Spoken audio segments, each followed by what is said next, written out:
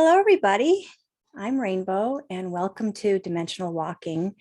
I know that Michael had stated that the following week we'd have our Halloween special, and it's not going to happen. It's going to happen the following week, and he and I are going to get together and we're going to have some fun and talk about a lot of different topics and stuff that we have in our adventures that were really interesting, and some of the things that we've talked to you guys about. Some things you've said are very interesting. So we're going to just have a lot of fun and try to make it something a little bit different. So in this episode, I am going to talk to you about autumn ceremonies, the candles that I use, and the stones that whether they're metaphysical stones or crystals or whatever, I use different stones in certain ceremonies. And so I try to include all the herbs, the stones, the oils, and mix them all together, and then have my candle ready so that I can kind of create something unique and special.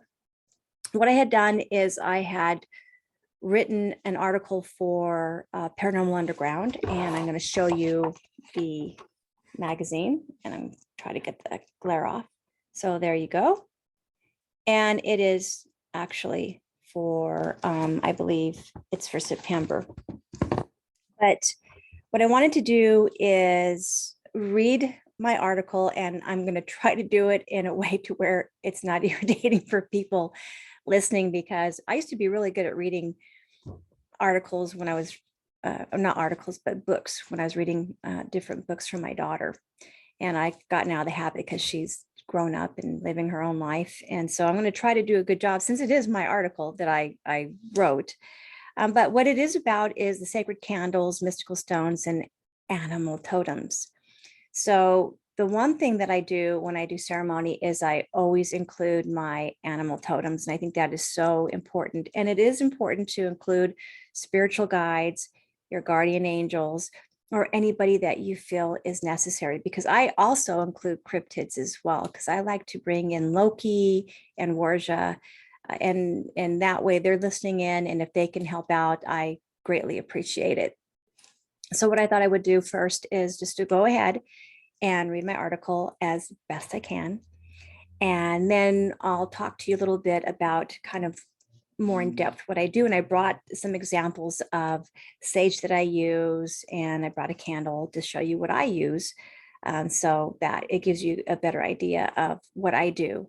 And I truly believe that autumn is a good time to do a ceremony, not just because of the summer coming to an end, but because, well, actually each season it's really good to do a ceremony, because you kind of want to acknowledge what's happened. And then if what you aspire or intended did not happen for whatever reason, then you can intend it again. You can do a ceremony again and figure out how best to ask. And I think that's what our animal totems do, especially if they hang with us, is that they kind of show us and guide us kind of how best to ask a question.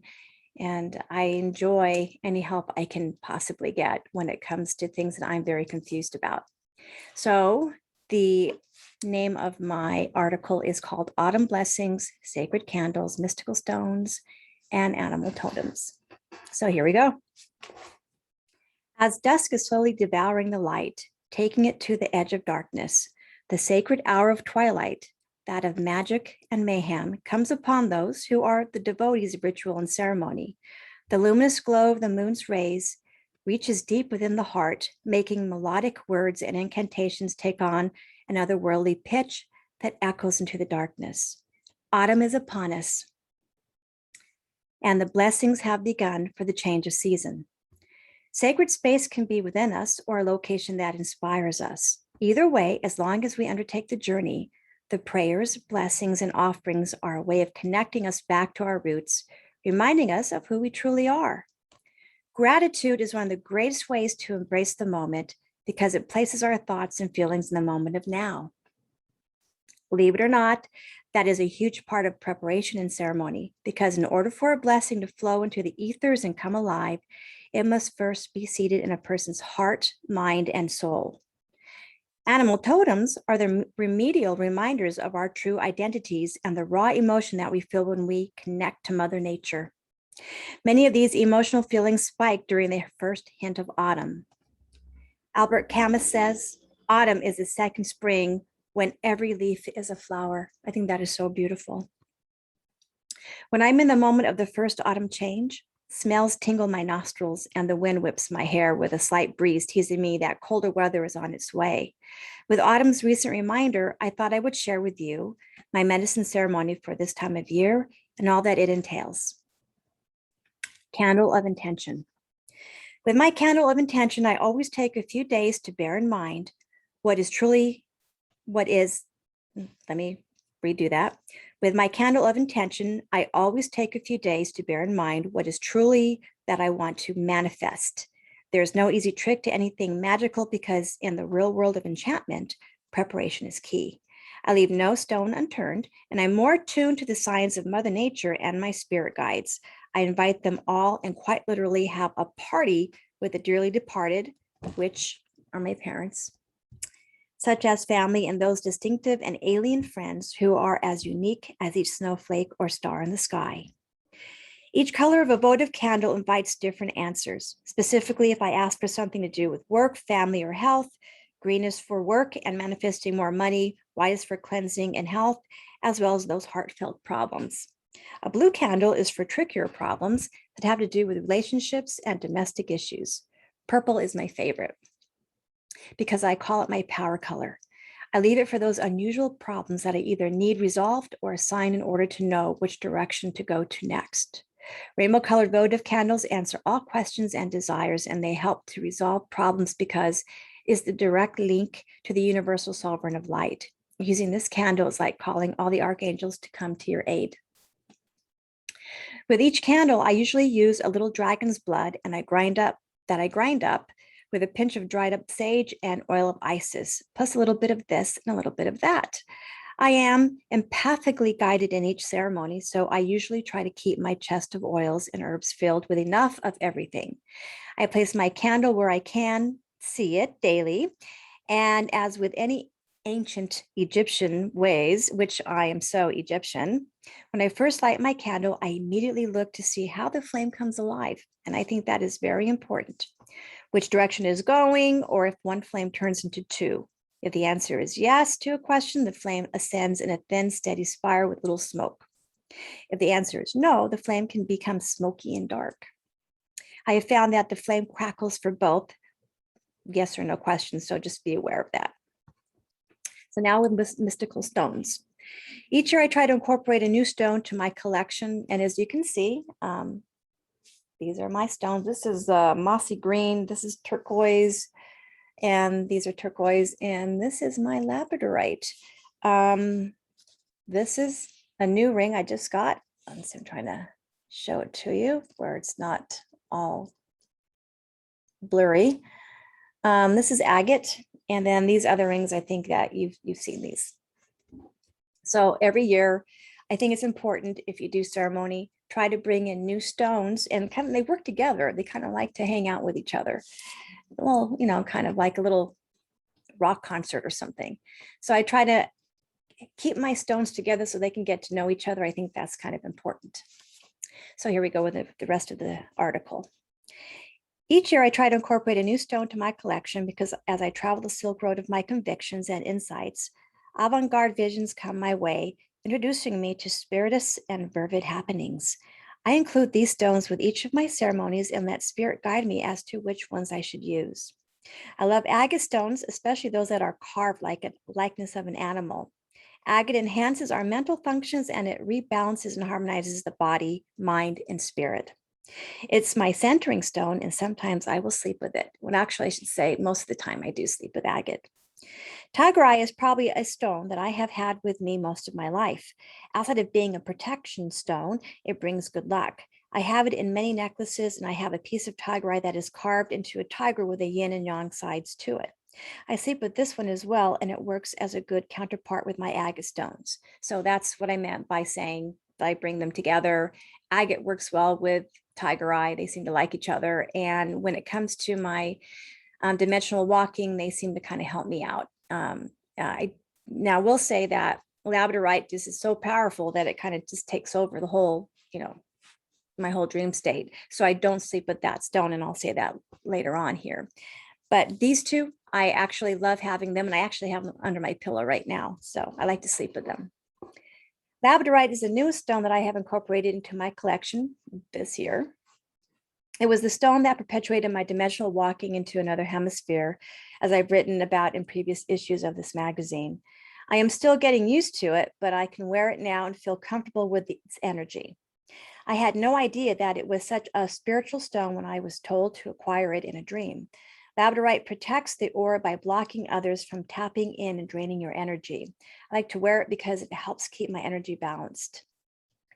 I have collected a few labradorite rings and necklaces and I wear, and I can actually feel the difference when I wear them. It's almost like I'm wearing a force field. And I have worn so many different stones. As you can see, I like my turquoise, and this is tiger eye. This is my labradorite. But when I wear labradorite, when I actually have my big necklaces on with my rings, boy, I can feel it for the day. And I love that. I have collected a few labradorite rings, necklaces that I wear, and I can actually feel the difference. I'm just repeating myself. It's almost like I'm wearing a force field. Sleeping with it is another story. And we have a little nightmare going on here with the doggy. Hey, Rocky, you're good. You're good, honey. All righty. Since it's a very mystical stone with a high frequency, I don't sleep with it, but I have the large piece of labradorite inspired from my dream on my altar.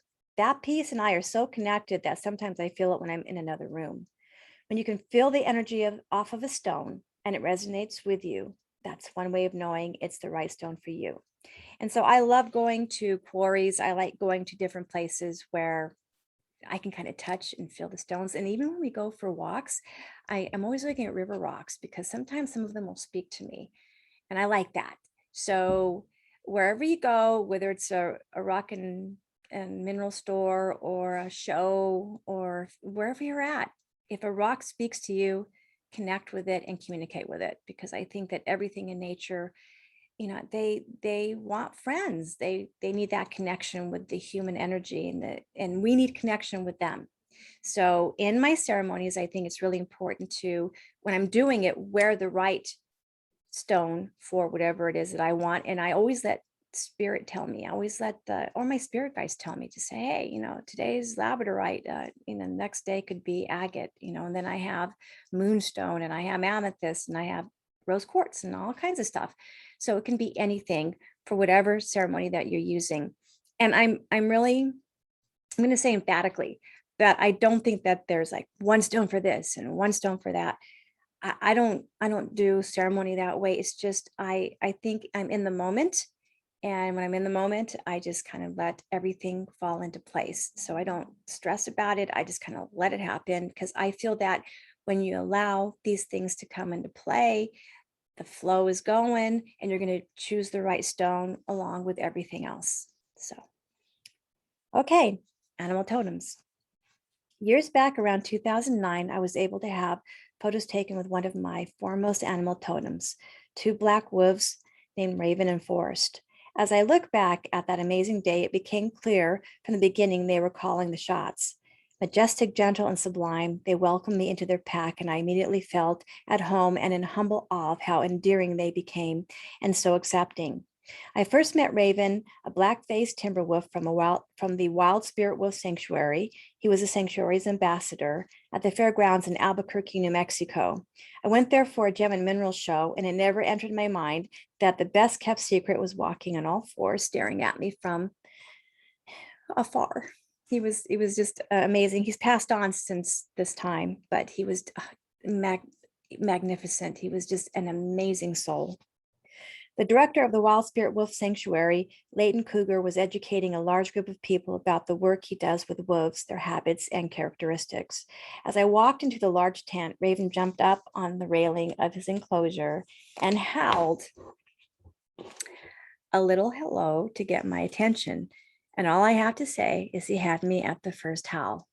And he did. And he actually came to my house and would hang around, and I would, cook hamburger meat or something for him. And, he knew that if he came over, I'd give him something. He actually, even one time, I had a big chunk of butter on the counter.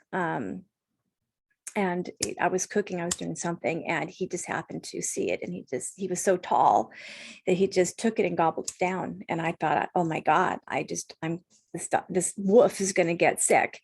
But Leighton said, no, don't even worry about it. He's fine. So I guess they can eat anything like that, and it's not a big deal. But he would hang with me in the kitchen, and he was just like my buddy, my companion. So I really miss him. But it was really great to hang with him, because I think with any animal totem, they teach you how to be a better human.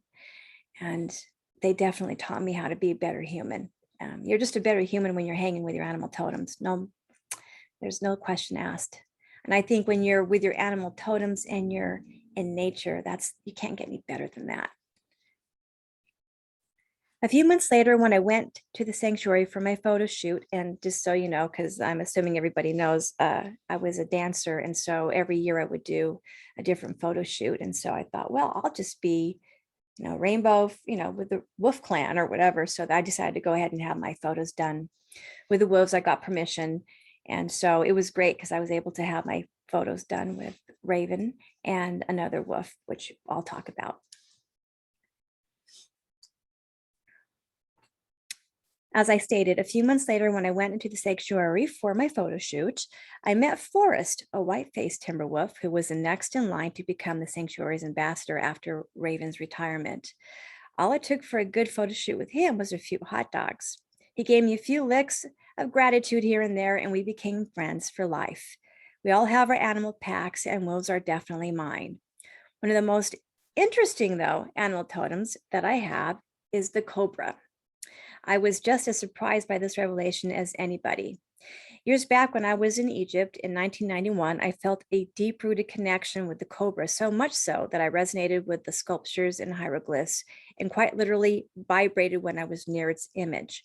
When I came back home, I saw a large shadow in my bedroom that was in the shape of a gigantic cobra. It stood massive in stature, about 8 feet high, and was at the foot of my bed. It slowly slithered to the side of my bed and just looked at me. It was ancient and wise and had the energy of old pharaonic Egypt. I then realized that it came home with me, and to this day, it still watches over me. So for me, the cobra was a shock. I didn't expect for that to be my animal totem. And I would have to say that sometimes your animal totems pick you, you don't pick them. And this one definitely picked me, because I just had no idea that I would even be attracted to this particular animal totem, because when I did see them live, there were some shows that I went to in Egypt, where they had live cobras, and they were doing things with them, and had people going up on stage, and they're putting the cobras around their shoulders. And I got picked to do that, but I just couldn't do it, because it was just something that I wasn't comfortable with at the time. I probably would do it now, but back then I was in my 20s, and I just, I just didn't want to do it. But I'm a little braver now. Plus I had a ball python that I had as a pet after that. So I kind of like snakes. But the cobra for me is very unique. And I'm just so honored that this particular animal totem picked me. When people go into forests or ancient locations, it's obvious they take on a kinship with certain animals. I also have a close relationship with deer and elk. I have had them come up to me in the wild close enough to pet them. And I should say here, Michael and I, because even Michael we will be together, and they'll come up to both of us. They capture my heartbeat. My ears even twitch a little when I see them. It's this connection that allows people to become aware of the forest dwellers, cryptids, fairies, or other types of animals on an empathic level. There is so much our animal totems can teach us, if only we can be still long enough to listen to what they are saying. So that's why I say that when I invite my animal totems into my ceremony, I listen to what they have to tell me, because I think they see a lot about my life that I don't see. I think that it's not just, our guardian angels that look out for us. It's all these other beings, entities, and cryptids, and whoever else you want to invite in that can kind of help you figure out the answers to whatever's happening in your life. So this is my preparation for ceremonies that I'm going to share with you. And this is just kind of what I do. And then I'll just speak a little bit more about it. There are many ways to get into a meditative state. These are just a few examples. For me, it's driving. It's a drive during a full moon or driving on a winding road out in nature with a destination high up in the mountains where I can see the valley below. And for me, I like to be up top looking down below, because then I just feel like it's like I have this vantage point. And then once I have that vantage point, I feel I can kind of see clearer. So it's kind of a metaphor for me in a way to not just go somewhere where I can just kind of meditate, enjoy myself, but I want to see something that is just like, is the example of what I'm looking for. I want to see the full picture. So anyway, that's what I do. And I think that's important. But if I can't do that, and as I say here, if that's not possible, I make a circle clockwise around me with my crystals, or I have my favorites in each of my palms. I either sit on the floor or lie down comfortably on my bed and start to focus on my intention. Next, quiet the mind. I have a mind that is just nuts. It's just about as scattered as you could possibly get. So for me, I try to do the best I can. I don't always, so I will try to focus in on what it is that I'm intending. I mean, that's kind of what I'm trying to seed. That's what I focus in on. Focus on what you want, the outcome for the greatest good, effortlessly and easily done, with an openness to the cosmos. Be yourself and don't allow illusions of fear to make you feel undeserving, because after all, the universe knows your true self better than you. Call upon your animal totems to be with you and to show you if you're asking in the way that the universe can answer you best. My spiritual companions have never steered me wrong, and I have found if I listen to them, they will help me see the truth of what I am really asking for.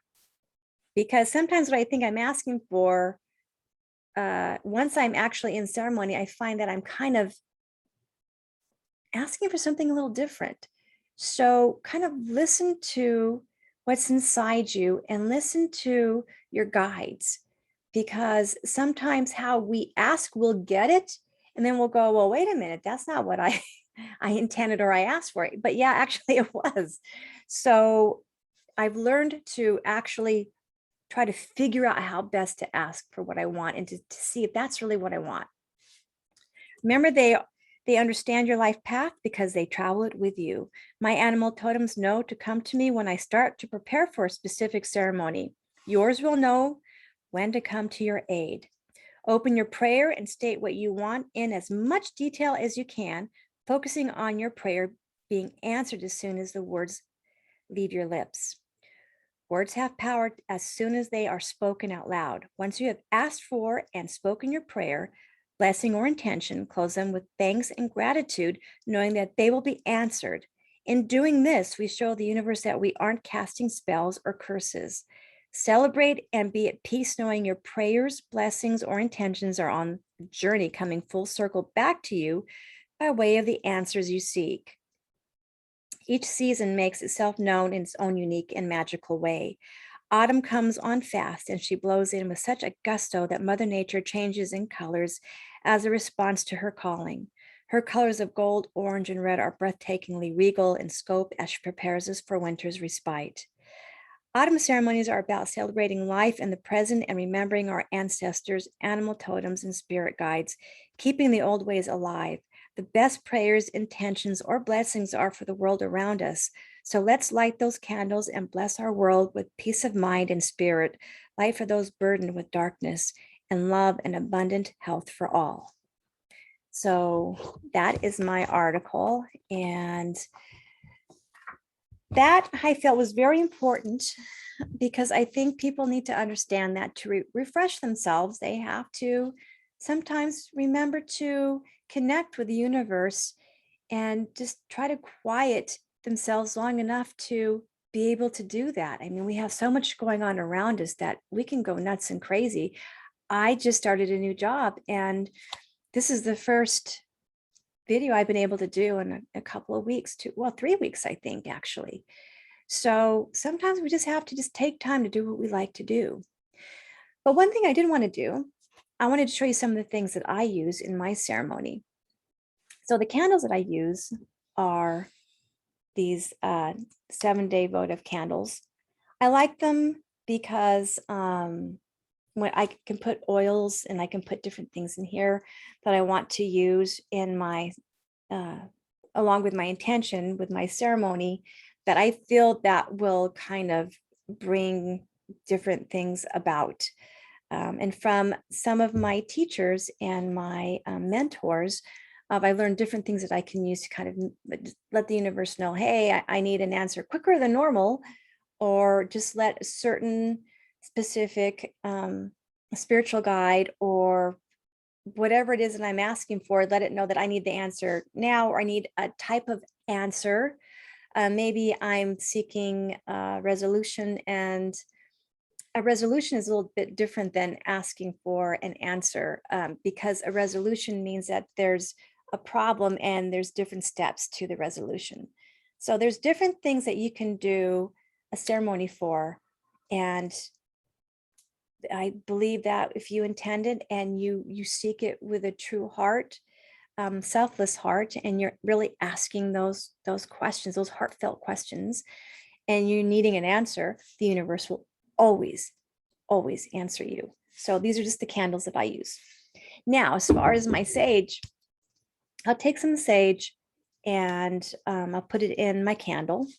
But I also do cleansings as well, because you can always seasonally cleanse your house, and that can be part of your ceremony.